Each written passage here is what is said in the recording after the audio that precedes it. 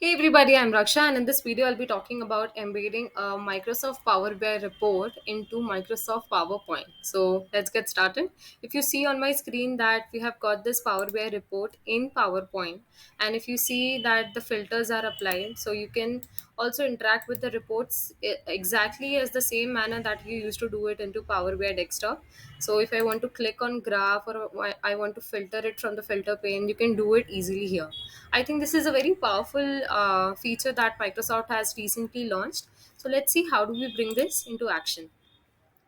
Clearly, in the toolbar, you can see that we have Power BI added. I'll click on it and it will ask me to add a URL to Power BI report. Please note that one at a time, you can only embed one single report page here. So for this, I will go to my Power BI workspace and I have just created this random report for demo. I'll copy the URL from here and I'll go back to PPT slide and I'll paste it here.